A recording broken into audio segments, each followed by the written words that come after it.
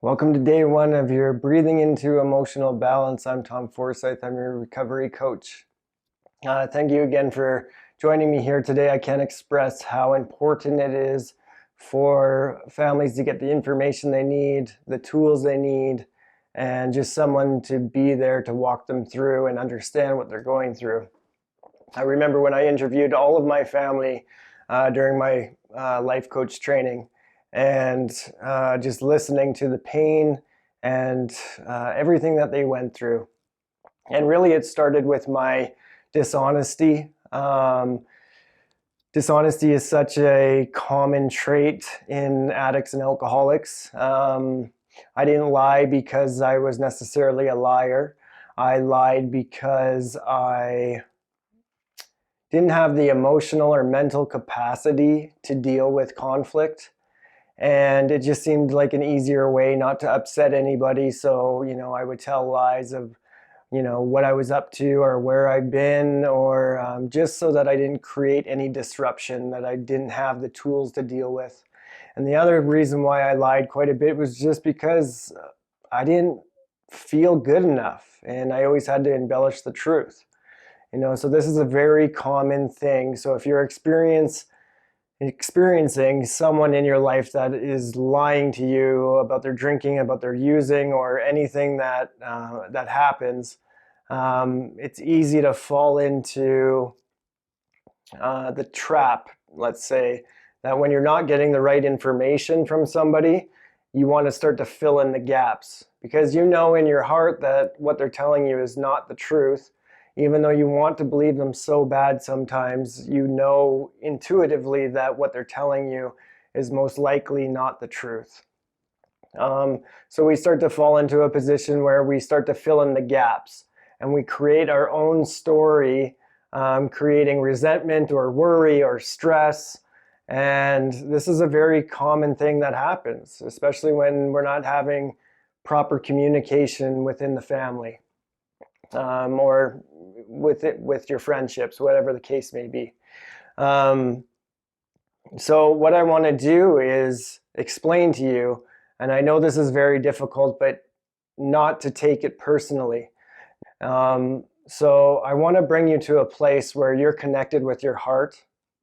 And my first video is a very simple technique. This is just to get you started. Later on, we're going to learn how to change your emotions, how to experience different emotions, how to tap into your intuition, and even how to change your behaviors with simple science-based techniques. There's been a ton of science on this. I'm not going to get into that in this video. Later in the next videos, I'm going to explain a little bit of the science behind it as well. But just when you fall into the trap of that overthinking mind, that storytelling mind that we all do, it's easy to get wrapped up into this internal dialogue that we continue to tell ourselves over and over again. And it really affects the way that we operate in our life. And I want you to be able to operate as the best you can with your situation in your life. So I'm going to take you through some breathing techniques. And all it is a heart-focused breathing. And what happens is when your heart and your brain are in coherence, it becomes more of a rhythmic state. And especially when you're dealing with worry and stress, it can really alleviate some of that focus that you have on the story that you've created. So it's very, very simple. Don't get discouraged. It's human nature that we are not able to focus our attention for very long. But the practice of this is when your mind drifts off is to bring it back to the present moment. And then your mind will drift off again. You're going to bring it back to the present moment. And the way to do this is to focus on our heart. When we activate our heart and our brain start to develop a better coherent state, which alleviates stress and worry and that overthinking. So very simple today.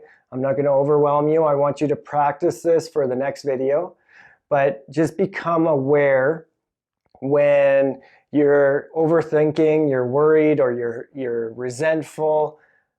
I just want you to become aware and shift your attention into the present moment. And that's what we're going to do here today by just placing your hand on your heart. And you can close your eyes, you can leave them open. This can be done very easily and effortlessly. And just put all of your attention on your heart, pulling your attention away from the stories and the thoughts that you've been overthinking about. And you're just going to breathe in a little deeper than you normally would. Usually I like to say 5 seconds in, 5 seconds out.